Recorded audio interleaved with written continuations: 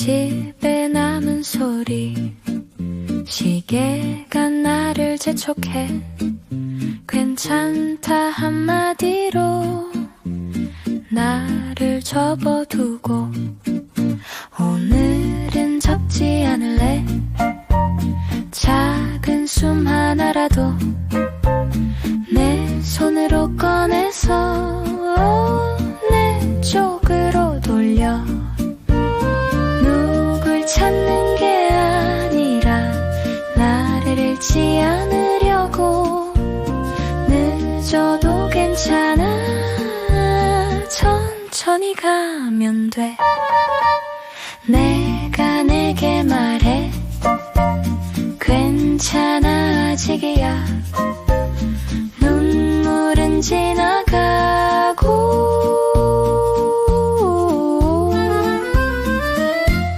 나는 다시 걷는다. 남편이 떠난 지 6년이 됐습니다. 사람들은 시간이 약이라고 말하지만 제게 시간은 약이라기보다 달력이었습니다. 날짜는 넘어가는데 마음은 제자리에 있는 느낌이었습니다. 아침은 늘 비슷했습니다. 눈을 뜨면 물을 올리고 밥솥을 열고 반찬을 확인하고 약을 챙기고 쓰레기 봉투를 묶었습니다.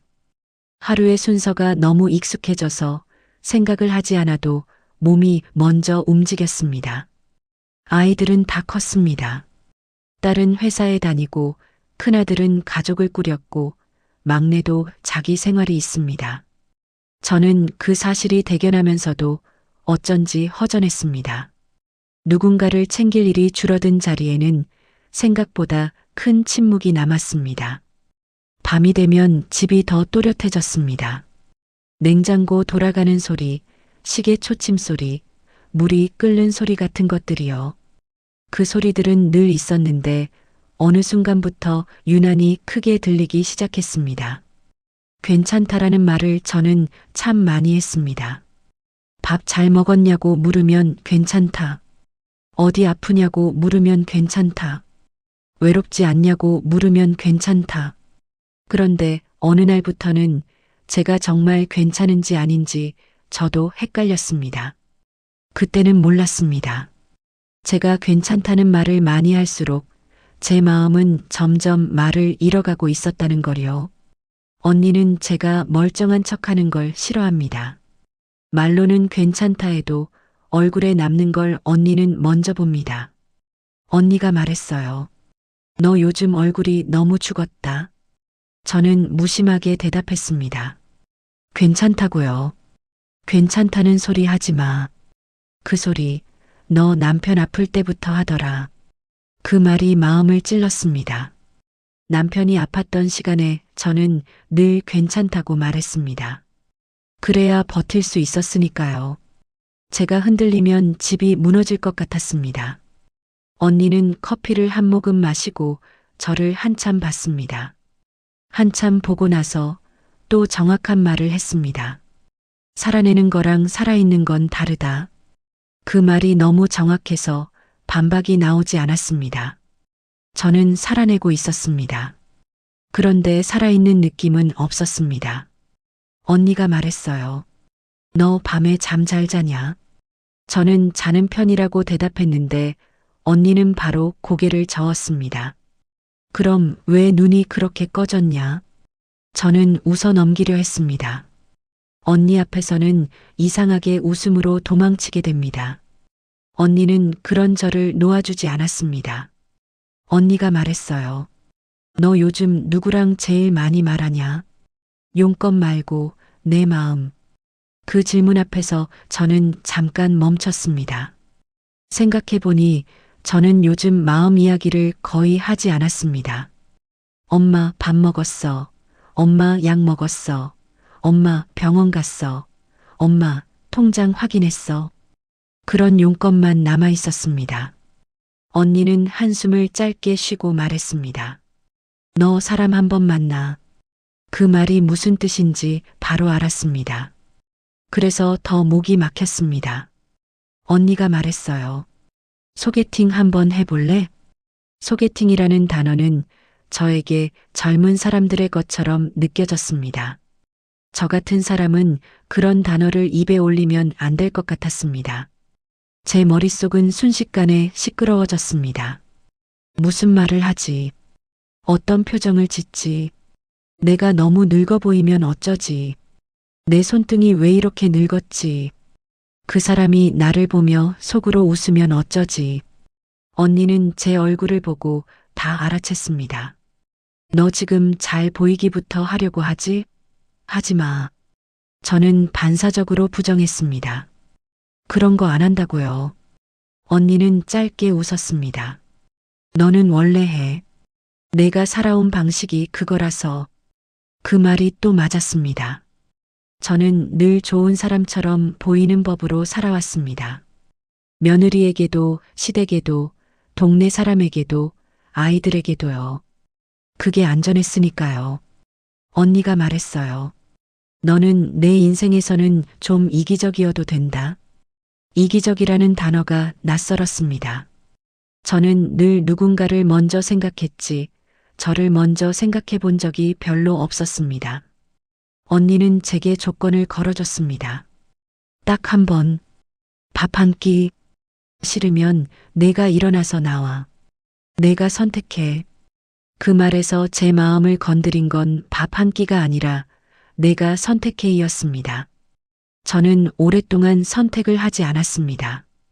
남편이 아프면 병원을 선택했고, 아이가 필요하면 시간을 선택했고, 돈이 모자라면 참는 걸 선택했습니다. 그런데 나를 선택한 적은 거의 없었습니다. 결국 저는 고개를 끄덕였습니다. 끄덕였을 뿐인데 그게 큰 결심처럼 느껴졌습니다. 딸에게 먼저 말했습니다. 길게 말하면 제가 겁나서 도망칠 것 같아서 짧게 말했습니다.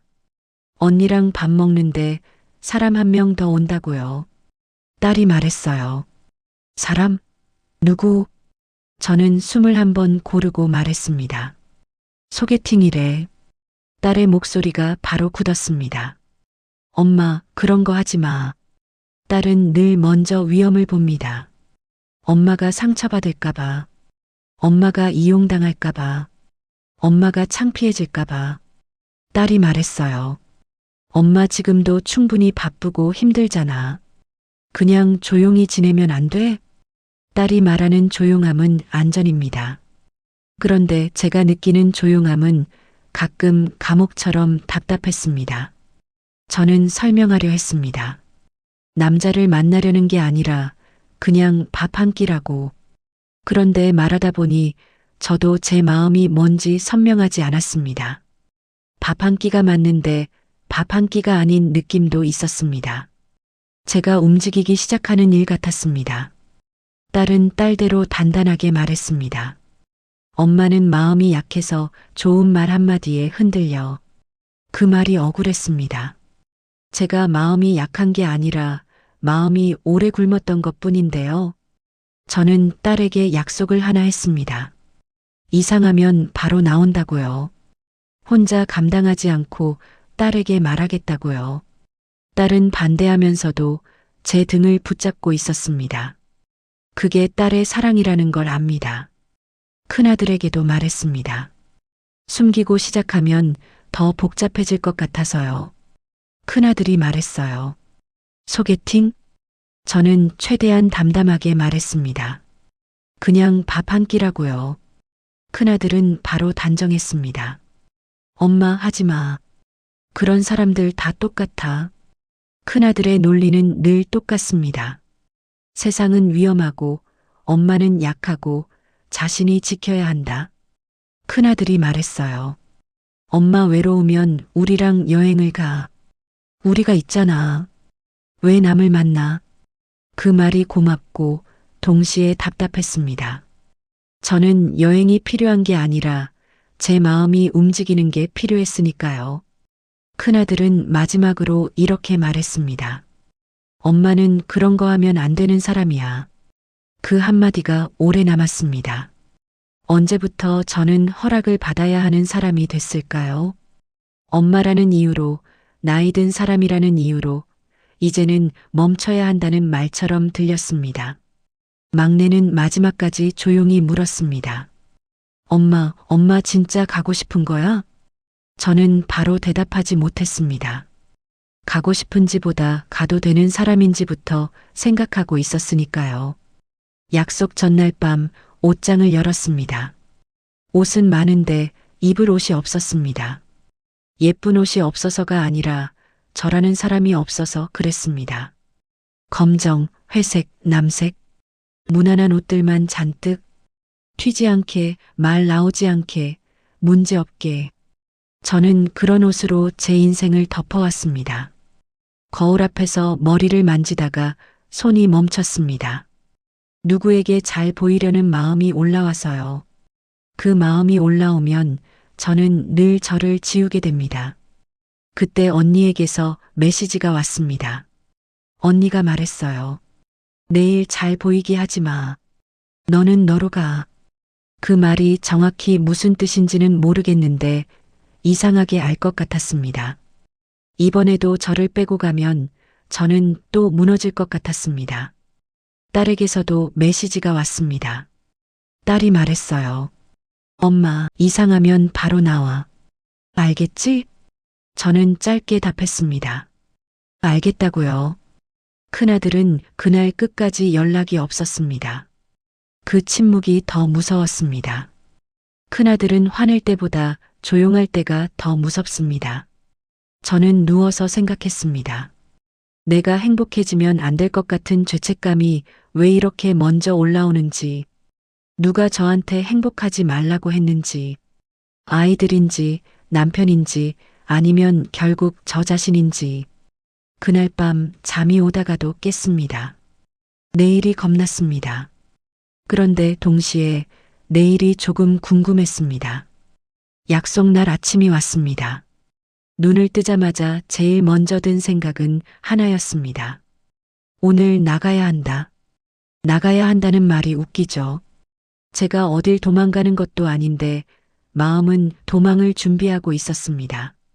괜히 설거지통을 한 번 더 헹구고 식탁 위 먼지를 한 번 더 닦고 가스불을 확인하고 현관 앞 신발을 정리했습니다. 나갈 준비가 아니라 마음을 붙잡는 준비였던 것 같습니다. 옷을 다시 입어보고 다시 갈아입었습니다. 몸에 맞는지 아닌지가 아니라 제 마음이 어색하지 않은지를 보고 있었습니다. 평소면 그냥 입고 나갔을 텐데요. 그날은 자꾸 제가 누군가를 만나러 가는 사람처럼 느껴졌습니다. 그 느낌이 낯설어서 자꾸 옷이 불편해졌습니다. 출발하기 전에 딸에게 문자가 왔습니다. 엄마, 진짜 가? 저는 짧게 답했습니다. 간다고요. 딸이 말했어요. 이상하면 바로 나와. 알겠지? 알겠다고 답했는데 그 말이 이상하게 힘이 됐습니다. 딸이 반대하면서도 제 뒤를 잡아주고 있다는 느낌이 들었습니다. 그게 단단한 줄이 되어 저를 밖으로 내보내는 것 같았습니다. 막내에게서도 메시지가 왔습니다. 막내가 말했어요. 엄마, 너무 애쓰지 마. 엄마가 편한 게 제일이야. 막내는 늘 저한테 편해도 된다고 말해줍니다. 저는 그 말이 고마웠습니다. 저는 오래 편하면 안 되는 사람처럼 살았으니까요. 큰아들은 아무 말이 없었습니다. 그 침묵이 오히려 제 목을 조였습니다. 큰아들의 침묵은 관심 없음이 아니라 불어처럼 들릴 때가 있습니다. 그래도 나갔습니다. 현관문을 닫고 엘리베이터를 타고 1층에 내려가는 그 짧은 시간에 심장이 뛰었습니다. 아무도 저를 쫓아오지 않는데 저는 자꾸 뒤를 돌아봤습니다. 그게 습관이었을까요? 누군가에게 허락받지 않으면 불안한 습관. 약속 장소는 언니가 정한 카페였습니다. 너무 번화하지도 너무 한적하지도 않은 곳. 사람들이 적당히 있고 소리가 적당히 섞이고 얼굴이 선명하게 드러나지 않는 곳. 언니는 이런 걸 잘 압니다. 제가 어디서 가장 불안해하는지요. 카페에 도착하니 제가 조금 먼저였습니다. 자리에 앉자마자 손이 바빴습니다. 컵을 만지고 휴대폰을 뒤집어 놓고 다시 세우고 가방 끈을 정리하고 머리카락을 귀 뒤로 넘겼습니다. 그 바쁨이 제 불안의 모양이었습니다. 언니가 들어왔습니다. 언니는 저를 보자마자 웃었습니다. 언니가 말했어요. 너 오늘 사람 같다. 그 말이 참 이상하게 좋았습니다. 그동안 저는 사람이 아니었나 싶어서요. 잠시 뒤 그 사람이 들어왔습니다. 첫인상은 무난했습니다. 인사가 무난했고 표정이 무난했고 말투가 무난했습니다. 무난한데요. 저는 그 무난함이 더 무서웠습니다. 무난함은 흔히 평가로 이어지거든요. 그 사람이 말했어요. 안녕하세요. 언니가 말했어요. 안녕하세요. 여기 제 동생이에요. 그 소개가 목을 찌르는 느낌이었습니다. 동생이라는 말이 부끄러워서가 아니라 제가 누군가 앞에서 소개되는 사람이 된 게 낯설어서요. 그 사람은 몇 가지 질문을 했고 저는 대답을 했습니다. 어디 사시는지, 일은 하시는지, 요즘은 무엇을 하시는지. 질문은 무난했고 대답도 무난했습니다. 그런데 제 마음은 무난하지 않았습니다. 저는 대답을 할 때마다 제 말을 조금씩 줄이고 있었습니다. 괜찮은 사람처럼 보이려고, 문제없는 사람처럼, 상대가 부담스러워하지 않도록 언니가 분위기를 살리려고 말했습니다. 우리 동생이 집에만 있다가 오늘 큰 결심을 했어요. 그 사람은 웃었습니다. 그 웃음이 나쁘지는 않았습니다. 그런데 저는 그 웃음이 따뜻한 웃음인지 예의 웃음인지 구분이 안 됐습니다. 저는 계속 생각했습니다. 내가 지금 잘하고 있나? 내 표정이 이상하지 않나? 내 말이 너무 적진 않나? 내가 너무 간절해 보이진 않나? 그때 깨달았습니다. 저는 지금 만남을 하는 게 아니라 시험을 치고 있었습니다. 저 스스로에게도 그 사람에게도요. 밥은 먹었습니다. 말도 했습니다. 웃기도 했습니다. 그런데 집에 돌아오는 길에 다리가 조금 후들거렸습니다. 기운이 빠진 게 아니라 긴장이 풀려서 그랬습니다. 끝나자마자 몸이 제게 말하는 것 같았습니다. 너 오늘 정말 애썼다 하고요. 집에 들어와서 신발을 벗는 순간 허리가 아팠습니다. 아프다는 걸 참다가 끝나니까 아픈 거. 저는 그런 사람입니다. 그날 밤 저는 휴대폰을 뒤집어 놓았습니다. 연락을 기다리는 제가 싫어서요. 기대하는 마음이 생기는 게 부끄러워서요. 그런데도 사람 마음은 숨기면 더 커지더라고요. 저는 결국 휴대폰을 다시 집어들었습니다. 아직은 아무것도 없었습니다. 그 아무것도 없음이 더 크게 들렸습니다. 집에 오면 늘 하던 일을 했습니다. 손을 씻고 코트를 걸고 물을 한 잔 따라 놓고. 그런데 그날은 그 모든 것이 연기처럼 느껴졌습니다. 방금 전까지는 누군가 앞에서 웃고 있었는데 문을 닫으니 저는 다시 혼자가 됐습니다. 거울을 봤습니다. 화장이 크게 무너지지 않았는데도 얼굴이 낯설었습니다. 누군가를 만나고 온 사람의 얼굴이었습니다. 그 얼굴이 부끄럽기도 하고 이상하게 조금 뿌듯하기도 했습니다. 그 뿌듯함이 바로 죄책감으로 바뀌었습니다.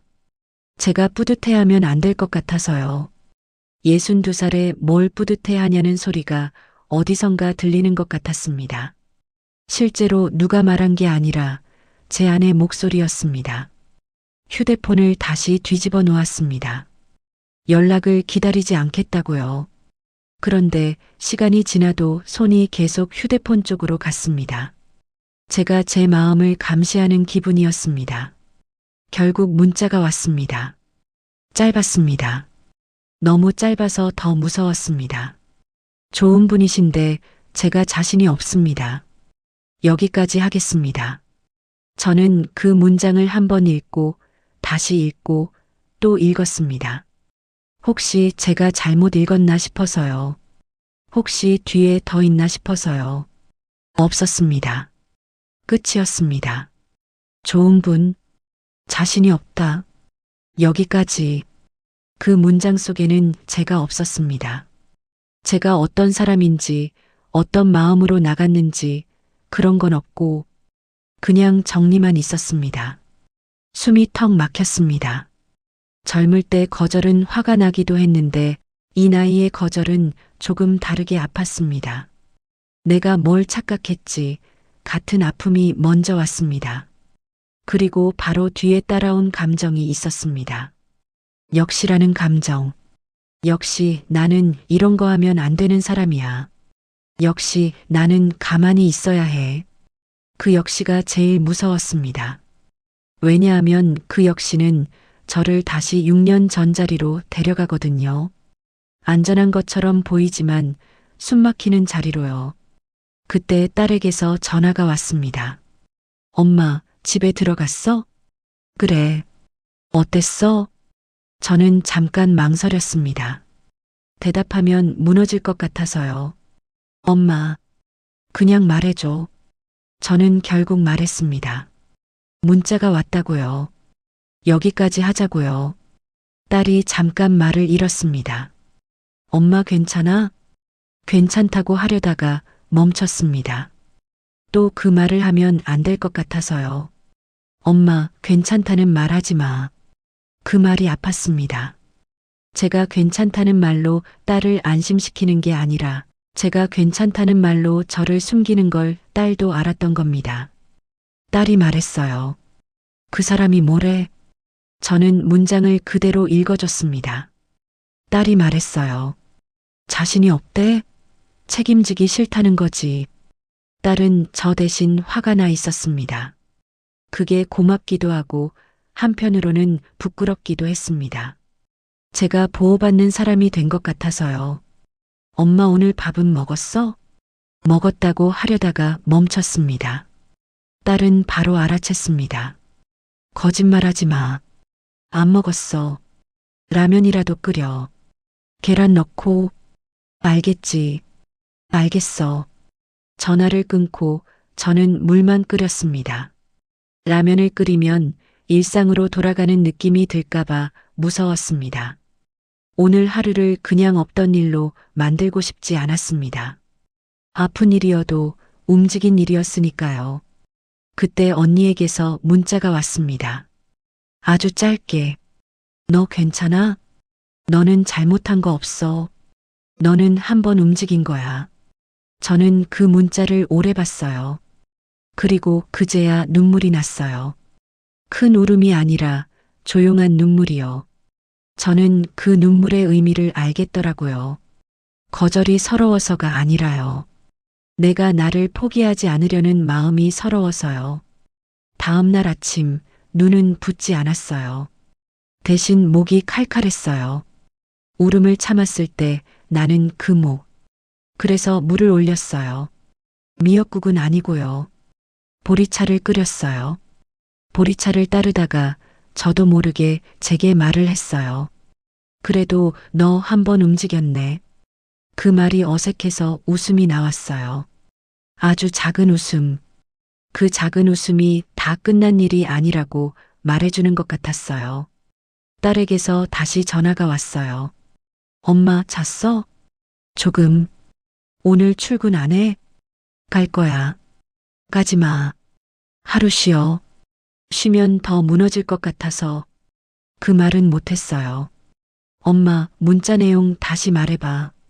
저는 천천히 다시 말했어요. 좋은 분이신데 자신이 없고 여기까지 하겠다고. 딸이 말했어요. 엄마, 그건 엄마 잘못 아니야. 언니도 같은 말을 했잖아. 그 말이 목 끝까지 올라왔다가 내려갔어요. 딸이 말했어요. 엄마, 나 오늘 저녁에 갈게. 같이 밥 먹자. 저는 잠깐 망설였어요. 밥이 문제가 아니라 제 마음을 들키는 게 문제였거든요. 엄마, 약속? 혼자 삼키지 않기. 알겠어. 그리고 한 가지 더. 괜찮다 금지. 그 말에 저는 잠깐 웃었어요. 딸이 저를 잡는 방식이 얄밉게 정확해서요. 전화를 끊고 나서 막내에게서 연락이 왔어요. 엄마 밥 먹었어? 안 먹었어. 그럼 내가 배달시켜 줄까? 괜찮. 그 말을 하려다가 멈췄어요. 딸이 금지했잖아요. 아니, 시켜줘. 오케이. 죽이랑 반찬 조금. 너무 무겁지 않게. 막내는 이렇게 자연스럽게 도와줘요. 엄마를 불쌍하게 만들지 않고요. 죽이 도착하고 저는 숟가락을 들었어요.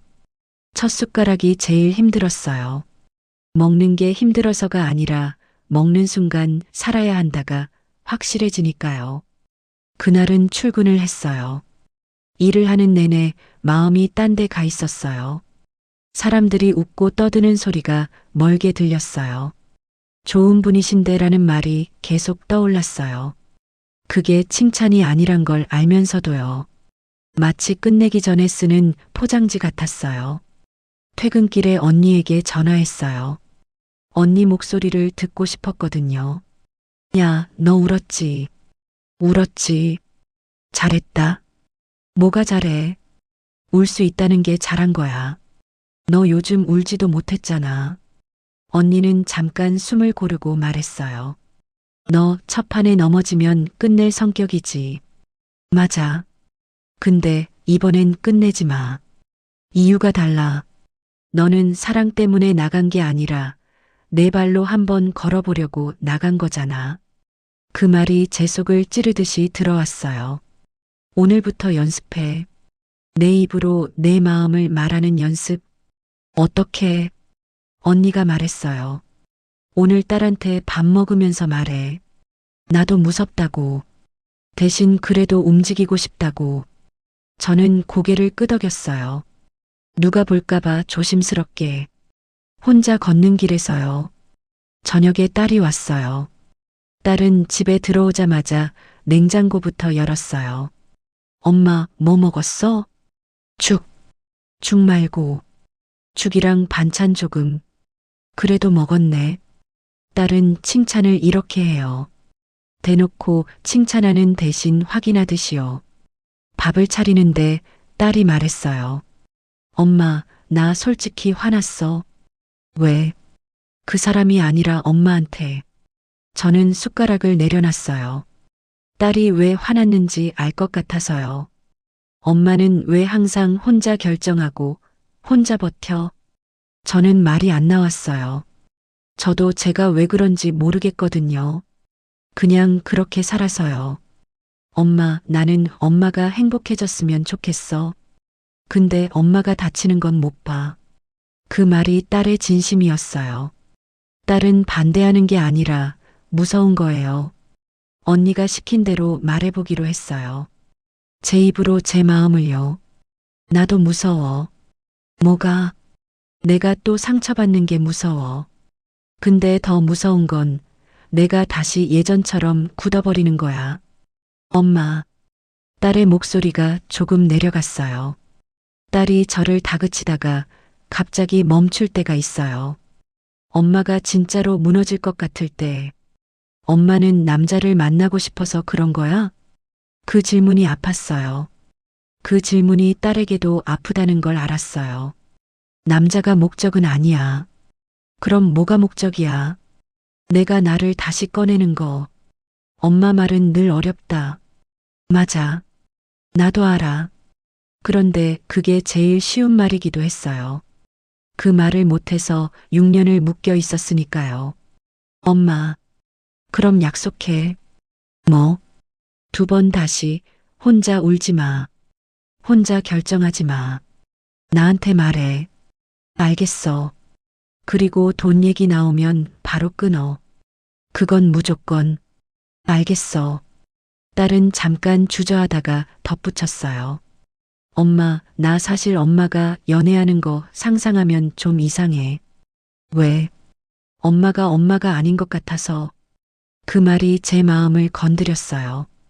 딸에게 저는 늘 엄마였고 그 틀 밖에 저는 낯선 사람이었을 거예요. 그날은 딸이 먼저 안아주진 않았어요. 딸은 그런 걸 잘 못해요. 대신 설거지를 했어요. 딸이 하는 애정 표현은 대개 설거지예요. 설거지를 하면서 딸이 말했어요. 엄마, 이모는 뭐래? 저는 언니 문자를 그대로 말했어요. 너 괜찮아. 너는 잘못한 거 없어. 너는 한 번 움직인 거야. 딸이 잠깐 아무 말이 없었어요. 그러다 아주 작게 말했어요. 그 말 좋다. 그 순간 제 눈이 뜨거워졌어요. 딸이 제 마음을 이해하려고 한 걸 느꼈거든요. 다음 날 큰아들이 왔어요. 이번에도 예고는 없었어요. 큰아들은 불안하면 몸이 먼저 움직이는 사람이거든요. 큰아들이 말했어요. 엄마, 목소리만 들어도 알겠더라고요. 오늘은 좋은 얘기하러 온 게 아니구나. 이모가 엄마 소개팅 시켰지. 이모가 한 게 아니라 내가 한 거야. 그 말을 하려다가 멈췄어요.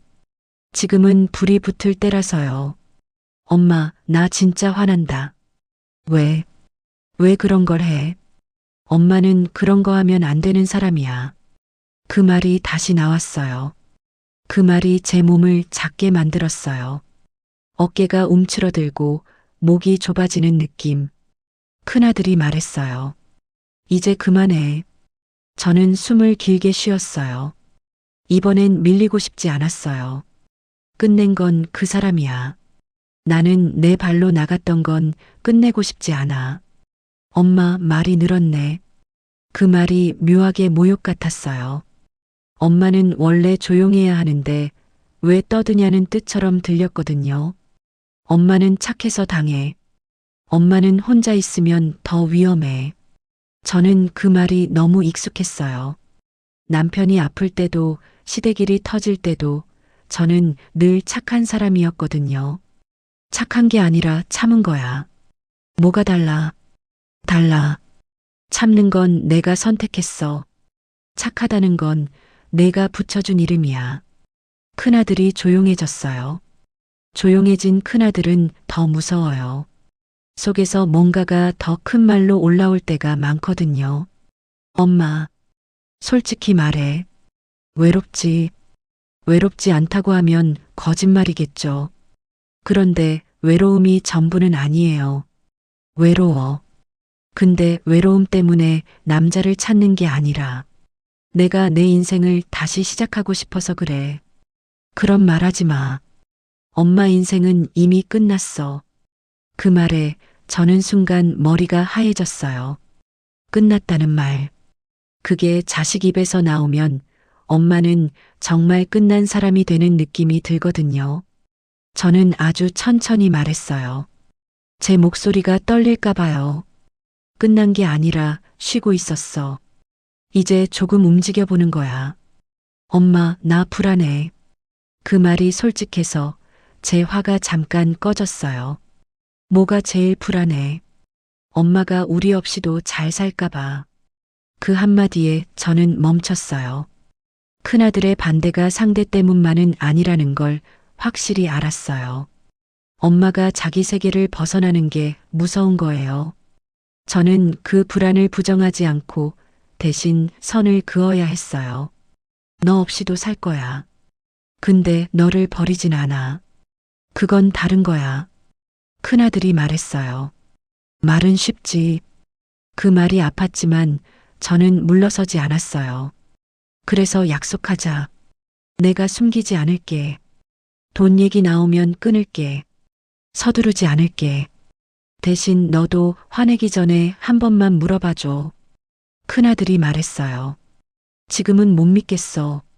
알아. 그래서 천천히 할 거야. 큰아들은 결국 밥은 안 먹고 갔어요. 문 닫히는 소리가 또 조금 컸어요. 하지만 이번엔 제 안에서 무너지는 소리가 덜 났어요. 큰아들이 다녀간 다음 날 막내가 왔어요. 막내는 늘 조용히 들어와요. 문을 열고도 소리를 크게 내지 않고 신발을 가지런히 놓고 냉장고 문을 먼저 열지 않아요. 엄마가 어떤 얼굴인지 먼저 보려고요. 엄마, 형 왔다 갔지. 응. 또 크게 말했지. 응. 엄마 목소리 지금 괜찮아? 막내는 엄마 괜찮아? 를 잘 안 해요. 괜찮다는 말을 끌어내면 엄마가 또 괜찮다 하고 숨길 걸 알거든요. 막내는 대신 목소리를 물어요. 엄마의 목소리가 떨리는지, 고개가 숙여지는지, 숨이 끊기는지. 저는 괜찮다고 말하지 않고 있는 그대로 말했어요. 조금 지쳤어. 지친 게 정상이지. 엄마 지금 엄청 큰 일을 하고 있잖아. 큰일? 남들은 밥 한 끼 먹은 걸 큰일이라고 안 하잖아요. 그런데 막내는 그렇게 말해줘요. 내 마음을 크게 봐줘요. 엄마는 형이 무서워? 무섭지. 형은 엄마가 무서운 거야. 그 말이 너무 맞아서 웃음이 났어요. 웃음이 나다가 갑자기 마음이 내려앉았어요. 우리는 서로 무서워하면서 사랑하는 가족이었어요. 엄마, 형이 한 말 중에 제일 위험한 게 뭐였는지 알아? 뭐였는데? 엄마 인생 끝났다는 말. 저는 고개를 끄덕였어요. 그 말이 제 안에서 계속 울렸거든요. 그 말은 형이 엄마를 밟는 말이 아니라 형이 매달리는 말이야. 엄마를 붙잡아야 형이 안 흔들리니까. 그렇다고 해도 듣는 사람은 밟히잖아. 막내가 말했어요. 맞아. 그래서 엄마가 선을 그어야 해. 막내는 선이라는 말을 참 자연스럽게 해요. 저는 선을 그어본 적이 별로 없거든요. 저는 선 대신 참는 법을 배웠으니까요. 엄마, 형이 엄마 폰 달라고 하는 날이 올 수도 있어. 그 말을 듣는 순간 심장이 한번 내려앉았어요. 그때 엄마가 할 말은 하나야. 내 폰은 내 거야.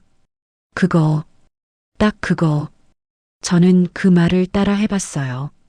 내 폰은 내 거야. 말이 단순한데 내 입에서 나오니까 낯설었어요. 막내가 말했어요. 엄마, 오늘 연습 하나만 하자. 뭔데? 엄마가 지금 원하는 걸 한 문장으로 말하기. 저는 멈췄어요. 원하는 것. 그게 제일 어려웠어요. 막내가 말했어요. 길게 말하지 말고. 한 문장. 저는 한참을 생각하다가 말했어요. 나는 다시 내 마음을 움직이고 싶어. 좋다.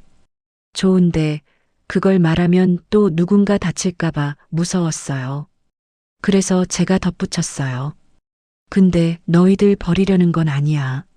막내가 말했어요. 엄마, 그 말도 좋다. 내 마음도 살리고 가족도 놓지 않고. 그 말이 위로였어요. 저는 둘 중 하나를 선택해야 한다고만 생각했거든요. 엄마, 나 형한테도 얘기할게. 뭐라고? 엄마가 우리 버리는 게 아니라 엄마가 엄마를 살리는 거라고. 그날 막내가 집에 오래 있다가 갔어요. 말을 많이 하진 않았는데 집 공기가 조금 덜 차갑게 느껴졌어요. 누군가 내 마음 편을 들어준 날의 공기였어요. 언니를 다시 만났어요. 언니는 제 얼굴을 보자마자 물었어요. 큰애 왔다 갔지. 어떻게 알아? 내 얼굴에 써 있다. 너는 큰애랑 부딪히면 얼굴이 어두워져. 언니는 이렇게 말하면서도 제 손을 잡아요. 잡아주는 방식이 단단해요. 언니가 말했어요. 좋아.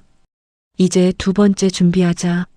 언니, 나 또 상처받으면 어쩌지?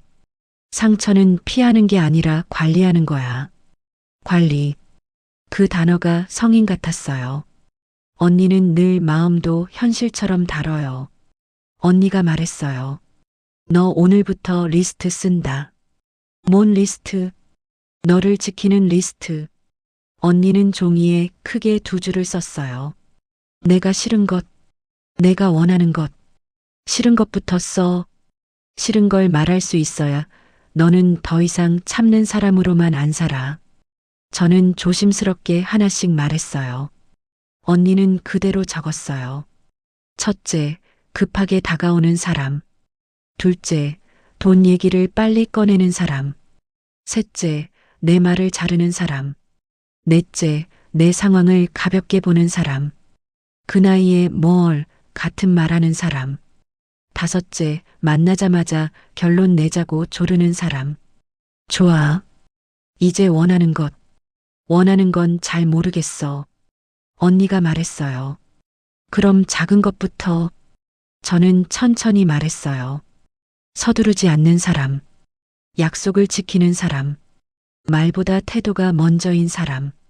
내가 불편해하면 멈추는 사람. 내가 조용해져도 눈치 주지 않는 사람.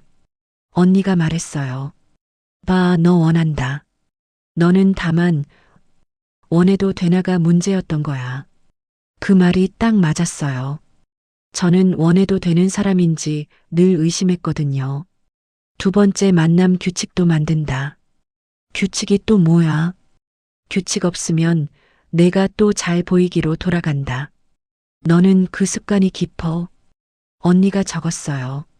첫째, 처음 만남은 낮 시간. 둘째, 만남 시간은 90분.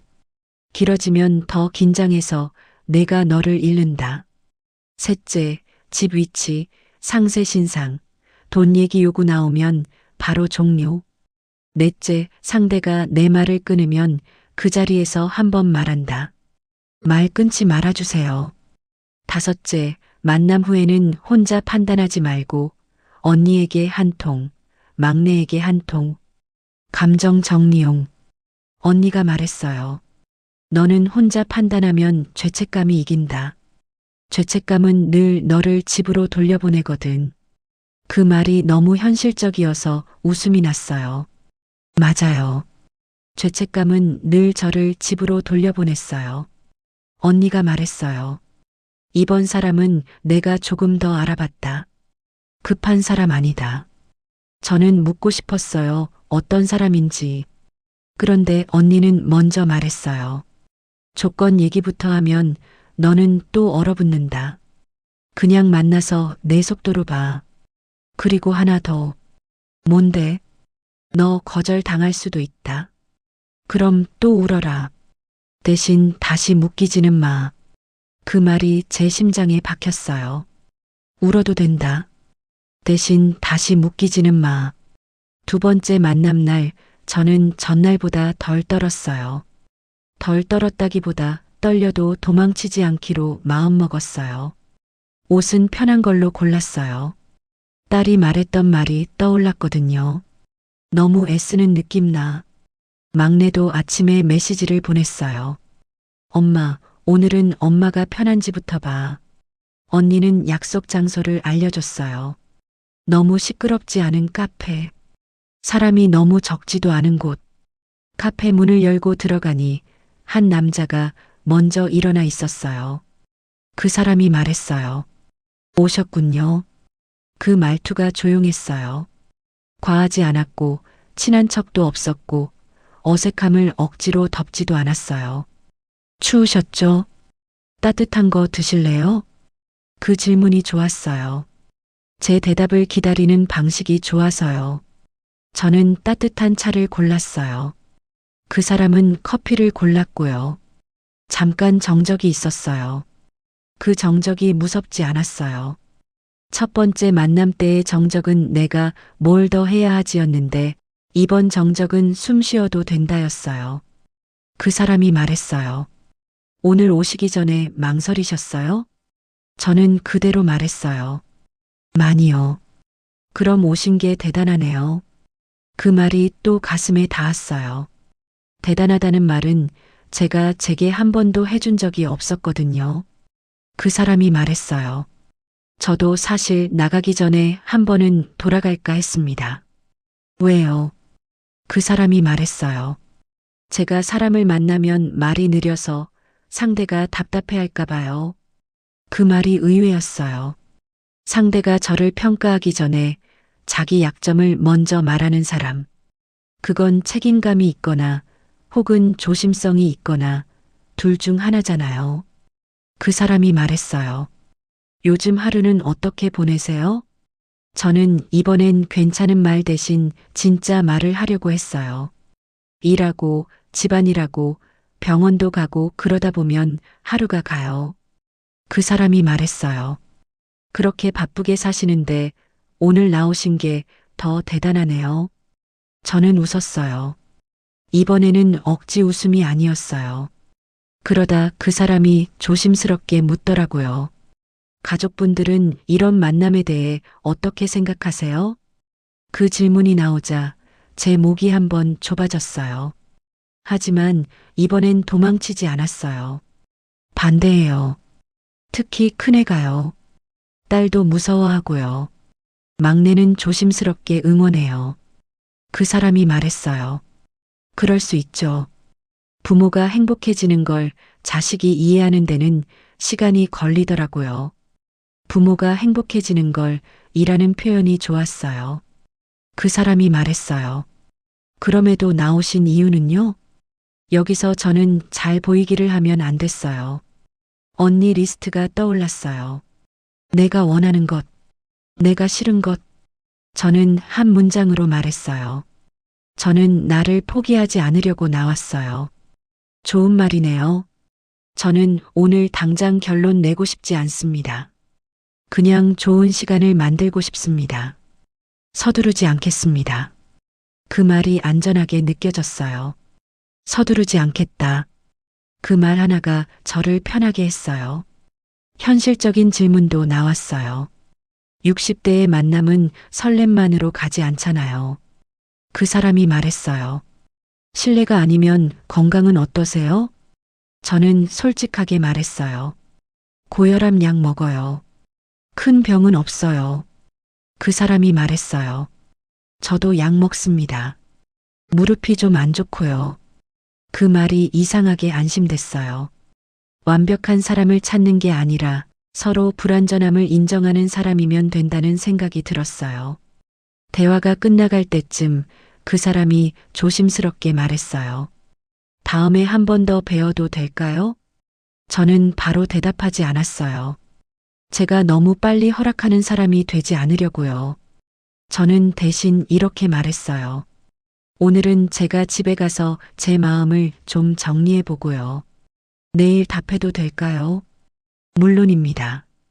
천천히 하셔도 됩니다. 그 말이 또 좋았어요. 천천히. 저는 평생 빨리 했거든요. 빨리 밥 차리고, 빨리 돈 맞추고, 빨리 참아내고. 천천히는 제 삶에 없던 속도였어요. 카페를 나오는 길에 그 사람이 문을 잡아줬어요. 그게 별거 아닌데 별거였어요. 말로만 다정한 게 아니라 손이 먼저 나가는 사람. 집에 돌아오는 길, 저는 제 자신에게 속으로 말했어요. 오늘은 잘 보인 게 아니라 내가 나를 말했네. 그게 조금 뿌듯했어요. 그리고 그 뿌듯함이 이번엔 죄책감으로 바로 바뀌지 않았어요. 그게 달라진 점이었어요. 두 번째 만남 다음 날 큰아들에게서 문자가 왔어요. 짧고 딱딱했어요. 오늘 집에 있어? 저는 잠깐 멈칫했어요. 큰아들의 문장은 언제나 질문처럼 와도 사실은 통보처럼 느껴질 때가 있거든요. 집에 있어 라고 답했어요. 그리고 괜히 집을 한 번 더 정리했어요. 사람이 오기 전 정리가 아니라 마음이 무너질까봐 하는 정리였어요. 잠시 뒤 초인종이 울렸어요. 문을 열자 큰아들이 서 있었어요. 표정이 이미 굳어 있었어요. 엄마, 나랑 얘기 좀 하자. 거실로 들어오자마자 큰아들은 앉지도 않고 말을 꺼냈어요. 어제 또 만났지. 저는 숨을 한번 고르고 대답했어요. 응, 만났어. 엄마, 내 말 안 들었네. 그 말이 억울했어요. 내가 뭘 잘못했지 싶기도 했고요. 큰아들은 자꾸 자기 말이 정답인 자리로 저를 끌고 갔어요. 저는 최대한 차분하게 말했어요. 나 서두르지 않았어. 낮에 만났고, 카페에서만 있었고, 이상한 말 나오면 끊기로 했고, 큰아들이 말했어요. 그게 중요한 게 아니야. 큰아들의 목소리가 올라갔어요. 그럴 때는 이유가 하나예요. 논리로는 설득이 안 될 때 감정이 먼저 튀어나와요. 엄마, 그 사람 신원 확인했어? 저는 잠깐 말을 잃었어요. 신원 확인이라는 말이 너무 딱딱해서요. 내 만남이 사랑이든 외로움이든 그 전에 서류부터 내밀어야 하는 느낌. 저는 대답했어요. 아직은 아니야. 그래서 천천히 보는 거야. 큰아들이 말했어요. 아직은? 엄마, 그게 말이 돼? 엄마는 항상 그래. 항상 천천히 보다가 나중에 울어. 그 말이 마음을 긁었어요. 큰아들은 과거의 저를 근거로 현재의 저를 판단해요. 그게 큰아들의 방식이지만 그 방식으로는 저는 영원히 움직일 수 없어요. 저는 조용히 말했어요. 나 이번엔 다르게 하고 있어. 다르게? 뭐가 달라졌는데? 그 질문이 오히려 기회였어요. 저도 제 변화를 입으로 확인하고 싶었거든요. 나는 오늘 결론 내지 않는 사람을 만나고 있고, 나는 내 말이 끊기면 말 끊지 말아달라고 말하려고 하고, 나는 돈 얘기 나오면 바로 끊을 거고, 나는 숨기지 않고 너희한테 말할 거야. 큰아들이 말했어요. 말로는 다 하지. 그 순간 큰아들의 눈이 제 손으로 갔어요. 제 휴대폰이 식탁 위에 있었거든요. 그리고 큰아들이 한 발 다가왔어요. 엄마 폰 줘봐. 가슴이 철렁 내려앉았어요. 막내가 예견했던 그 문장. 언젠가 올 수 있다고 했던 그 순간. 저는 바로 말했어요. 안 돼. 엄마 왜? 내가 확인만 하겠다는데. 저는 그 말에 흔들릴 뻔했어요. 확인만이라는 말은 늘 사람을 넘어오게 하거든요. 확인만. 잠깐만. 한 번만. 그 말들 뒤에 선이 지워져요. 그래서 저는 아주 짧게 말했어요. 내 폰은 내 거야. 큰아들이 눈을 크게 떴어요. 엄마, 지금 나한테 반항하는 거야? 그 단어가 너무 싫었어요. 반항. 제가 누구에게 반항할 나이도 아니고 반항할 관계도 아닌데요. 저는 더 크게 말하지 않았어요. 대신 낮게 말했어요. 반항 아니야. 경계야. 큰아들이 말했어요. 경계? 엄마가 무슨 경계를 그어? 그 말이 참 아팠어요. 엄마는 경계를 그으면 안 되는 사람이라는 말 같아서요. 엄마는 늘 열어놓고, 늘 내어주고, 늘 참아야 한다는 말 같아서요. 저는 입술을 꽉 물었다가 말했어요. 나도 사람이라서 경계가 필요해. 큰아들이 말했어요. 엄마, 지금 엄마가 이상해. 이모가 엄마 바람 넣었지. 그 말이 나오자 제 속이 뜨거워졌어요. 언니 탓으로 돌리면 저는 다시 누군가에게 휘둘린 엄마가 되거든요. 저는 단호하게 말했어요. 이모가 시킨 게 아니라 내가 선택한 거야. 큰아들이 말했어요. 엄마가 선택? 엄마는 원래 그런 선택 못하는 사람이었잖아. 그 말을 듣는 순간 눈물이 날 것 같았어요. 못하는 사람.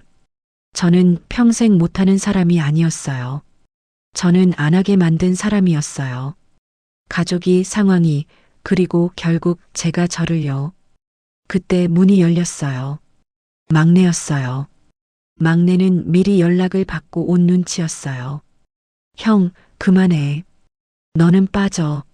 막내가 말했어요. 싫어. 막내가 거실 가운데에 섰어요. 엄마 앞에 서는 게 아니라 형과 엄마 사이에 섰어요.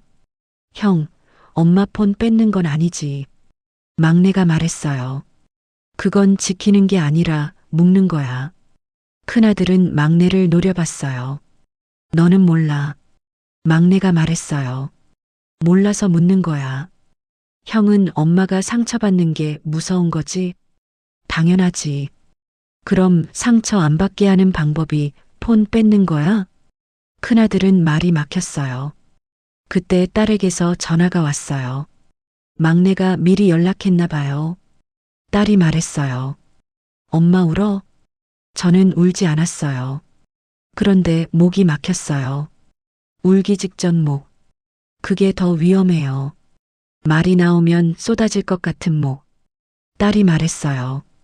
오빠 엄마 폰 달라 그러지 마. 나도 불안해. 근데 그건 아니야. 큰아들이 말했어요. 너희는 엄마가 당하는 거 모르잖아. 딸이 말했어요. 그래서 확인은 하자고 했잖아. 근데 엄마를 죄인 취급하지 말자고. 딸의 말이 참 정확했어요.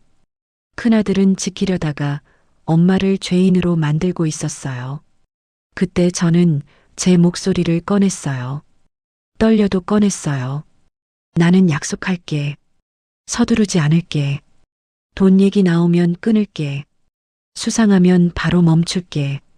그리고 너희한테 숨기지 않을게. 큰아들이 말했어요. 그럼 그 사람 신상은 내가 확인하고 내가 공유할 수 있는 선에서 공유할게. 내 폰을 검사하는 방식은 안 돼. 큰아들이 말이 없었어요. 숨이 크게 한 번 나왔어요. 큰아들이 말했어요. 엄마, 나 무서워. 그 말이 솔직해서 제 화가 내려갔어요. 저는 물었어요. 뭐가 제일 무서워? 큰아들이 말했어요. 엄마가 나 없이도 잘 살까봐. 그 말을 듣는 순간 제 가슴이 쿵 내려앉았어요. 큰아들의 반대는 상대 때문만이 아니었어요. 엄마가 자기 세계 밖으로 나가는 게 무서운 거였어요. 저는 아주 천천히 말했어요. 너 없이도 살 거야. 근데 너를 버리진 않아.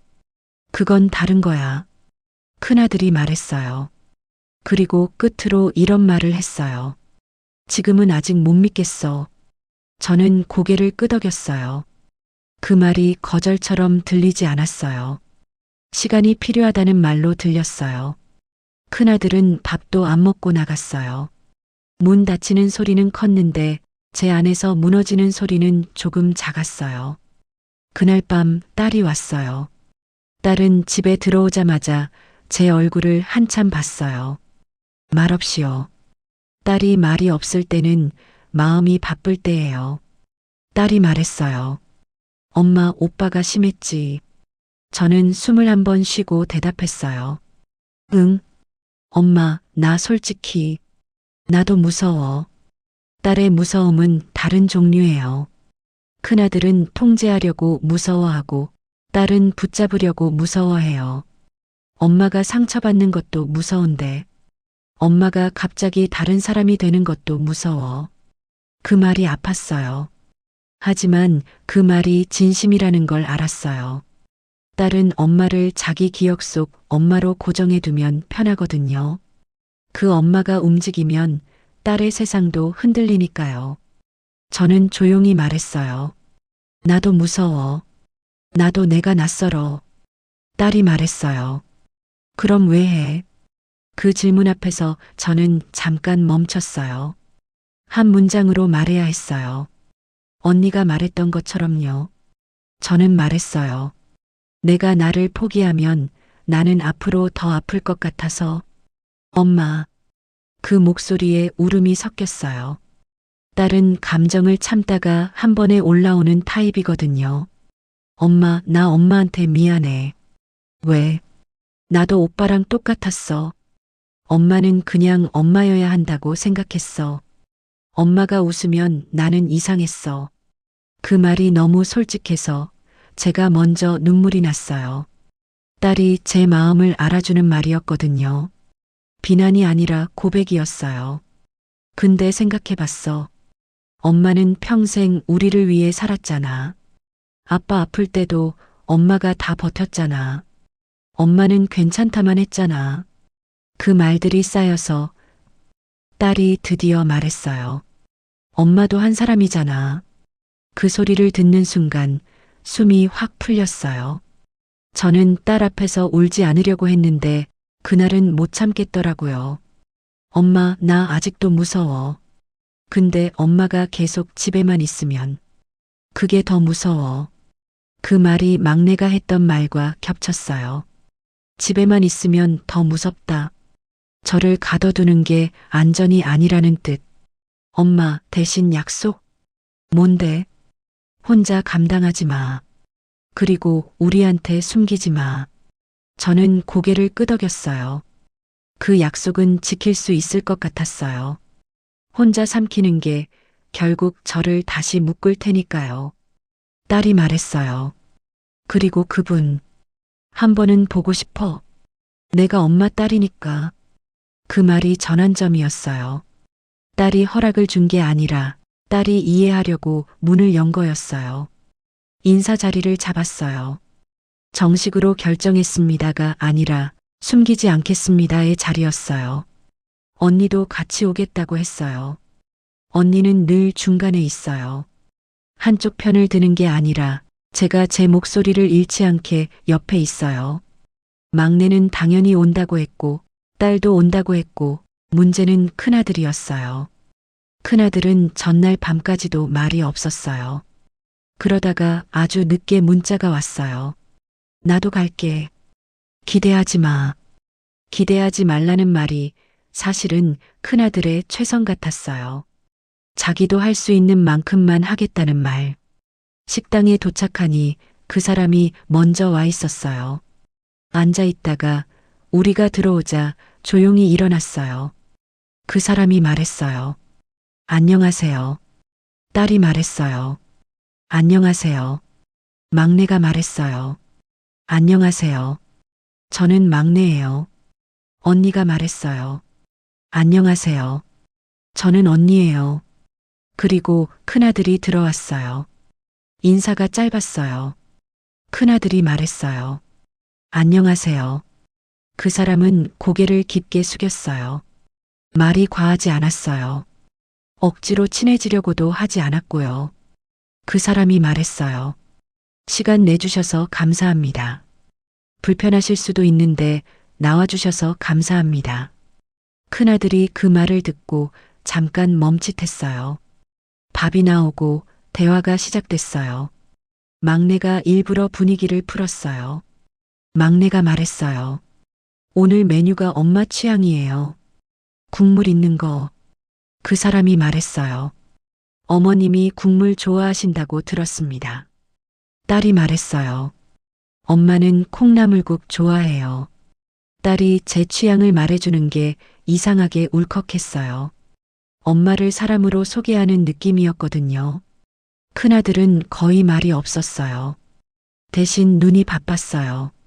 말투, 시선, 손, 젓가락 잡는 습관. 큰아들은 그런 걸 봐요. 자기가 믿을 만한 사람인지, 엄마를 맡겨도 되는지. 그리고 결국 큰아들이 정면으로 물었어요. 갑작스럽게, 칼처럼, 왜 만나려고 하셨습니까? 식당 공기가 잠깐 멈췄어요. 딸이 숨을 멈추는 게 느껴졌고, 막내가 젓가락을 내려놓는 게 느껴졌어요. 그 사람은 바로 답하지 않았어요. 생각하고 말했어요. 그게 더 좋았어요. 즉답은 보통 변명이거든요. 어머님이 웃으시는 걸 봤습니다. 억지처럼 보이지 않았습니다. 그걸 보고 저도 마음이 놓였습니다. 큰아들의 눈이 흔들렸어요. 큰아들은 제가 억지로 웃던 시절을 알고 있으니까요. 큰아들이 말했어요. 말은 좋네요. 그 사람은 고개를 숙이지 않고 그대로 말했어요. 하지만 강하게도 말하지 않았어요. 조심스럽게, 또렷하게. 맞습니다. 말은 누구나 할 수 있습니다. 그래서 저는 서두르지 않겠습니다. 그리고 신뢰가 쌓이기 전에는 어머님께 어떤 결론도 강요하지 않겠습니다. 큰아들이 물컵을 들고 물을 마셨어요. 큰아들은 감정이 올라오면 물을 마셔요. 저는 엄마라서 알아요. 식사가 끝나갈 무렵 딸이 조심스럽게 말했어요. 저는요, 엄마가 다치지 않았으면 좋겠어요. 그래서 천천히 해주세요. 그 사람이 말했어요. 네, 그렇게 하겠습니다. 그 답이 깔끔했어요. 변명도 없고 과장도 없고 그냥 약속? 집으로 돌아오는 길 큰아들이 말했어요. 아주 작게요. 오늘은 생각보다 괜찮았다. 그 말이 제 마음을 오래 잡았어요. 그날은 완전한 허락이 아니라 완전한 거절이 끝난 날이었거든요. 인사 자리가 끝났다고 해서 마음이 바로 편해지진 않았어요.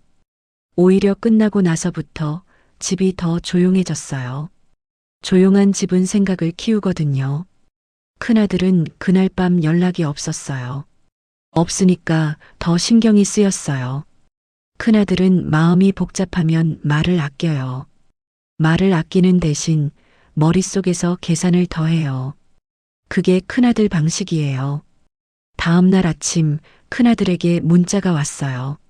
엄마, 오늘 시간 돼? 저는 짧게 답했어요. 응, 돼. 카페에서 보기로 했어요. 집은 피하고 싶었어요. 집에서 얘기하면 제가 다시 옛날 엄마로 돌아갈까 봐요. 큰아들이 큰아들로 앉아있고 저는 엄마로만 앉아있게 될까 봐요. 카페에서 큰아들은 커피를 시키고 저는 따뜻한 차를 시켰어요. 그 작은 선택이 저한테는 중요한 변화였어요. 이제는 남이 좋아할 것을 고르기보다 내가 필요한 것을 고르려고 했거든요. 큰아들이 컵을 두 손으로 감싸고 말했어요. 엄마, 어제는 참았다. 그 말이 참 큰아들 같았어요. 참았다. 큰아들은 감정을 조절하는 걸 참는다고 표현해요. 큰아들한테 참는 건 미덕이고 동시에 고통이에요. 근데 나 아직도 솔직히 불안해. 저는 고개를 끄덕였어요. 그 불안이 사라졌다고 말하면 거짓말이잖아요. 불안은 사라지는 게 아니라 다루는 거니까요. 그래서 조건이 있어. 조건. 그 단어가 나오자마자 제 어깨가 잠깐 굳었어요. 조건은 늘 누군가를 통제하는 말 같아서요. 그런데 큰아들은 그 다음 말을 아주 천천히 했어요. 예전처럼 몰아붙이지 않고요. 엄마가 싫다 하면 엄마가 바로 끊어. 돈 얘기 나오면 무조건 끊어. 그리고 엄마 혼자 결정하지 마. 최소한 우리 셋 중 한 명한테는 말해. 저는 그 말을 들으면서 속으로 생각했어요. 이건 통제라기보다 안전장치에 가까운 조건이다. 그래서 저는 큰아들에게도 조건을 내놨어요. 이건 제가 처음으로 한 일이었어요. 엄마가 조건을 내는 일. 저는 말했어요. 나도 조건 있어. 내 폰은 내 거야. 내 마음을 검사하지 마. 물어봐. 화내기 전에 물어봐. 큰아들이 말했어요. 알겠어. 그 한마디가 큰아들 입에서 나오기까지 오래 걸렸을 거예요. 엄마, 나도 한 가지 고백할게. 뭔데? 나 사실 엄마가 내 손에서 빠져나가는 게 무서웠어. 그 말이 인사자리 때 했던 고백과 이어졌어요. 엄마가 나 없이도 잘 살까봐. 그 말이 단순히 이기심이 아니라 큰아들이 살아온 방식이었겠구나 싶었어요. 큰아들은 어릴 때부터 책임지는 큰애였거든요. 엄마가 흔들리면 자기 세계가 무너질까봐 더 빨리 어른이 된 아이. 그 어른이 된 아이가 이제는 엄마의 웃음 앞에서 다시 아이가 되는 거예요. 저는 큰아들에게 말했어요. 너는 내가 지키고 있다고 생각했지. 근데 사실은 너도 지켜지고 싶었던 거야. 큰아들이 말했어요. 그런 말 하지 마. 쪽팔려. 그 말이 웃기면서도 마음이 찡했어요. 큰아들도 울컥하면 웃음으로 도망치거든요. 저는 종이에 글들을 적었어요. 큰아들이 이해하기 쉬운 글들. 우리 가족이 지킬 글들. 엄마는 엄마 인생을 산다. 자식은 엄마를 통제하지 않는다. 엄마는 자식을 속이지 않는다. 큰아들이 그 글을 한참 봤어요. 그리고 고개를 아주 작게 끄덕였어요. 엄마, 나 아직은 다 못 받아들여. 알아. 그래도 너 오늘 여기 나온 것만으로도 고맙다. 큰아들은 커피를 한 모금 마시고 마지막으로 말했어요. 엄마, 그 사람도 부담 갖지 말라 그래. 그 말이 참 큰아들다운 배려였어요. 인정은 못해도 엄마가 덜 힘들길 바라는 배려. 그날 카페에서 나오는데 바람이 차가웠어요. 그런데 저는 이상하게 마음이 따뜻했어요. 큰아들의 불어가 합의로 바뀌는 소리를 들었거든요. 그날 이후로 저는 일부러 속도를 늦췄어요. 주 2회 만나던 걸 주 1회로 줄이고 연락도 하루 종일 붙잡고 있지 않기로 했어요. 그 사람도 그 속도를 따라줬어요. 그게 좋았어요. 맞추는 척이 아니라 진짜 따라주는 속도. 그런데 사람을 보는 건 평소보다 위급한 순간에서 더 확실해요. 그날은 제가 몸살이 심하게 왔어요. 열이 올랐고 다리가 후들거렸고 숨이 짧아졌어요. 기운이 빠지니까 생각도 비틀리더라고요. 내가 왜 이런 걸 시작했지 같은 생각이요. 몸이 약해지면 마음도 약해져요. 저는 딸에게 먼저 연락했어요. 약속을 지키려고요. 혼자 감당하지 않겠다고 했잖아요. 엄마, 병원 가. 지금은 못 가겠어. 그럼 내가 갈게. 오지 마. 너 회사잖아. 회사고 뭐고. 딸은 늘 이렇게 말해요. 이성보다 마음이 먼저 나와요. 그래서 제가 더 조심해야 해요. 딸이 무너지면 안 되니까. 막내에게도 말했어요. 엄마, 체온 재봤어? 재봤어. 몇 도? 38 넘었어. 약은 먹었어? 먹었어. 지금 혼자 있어?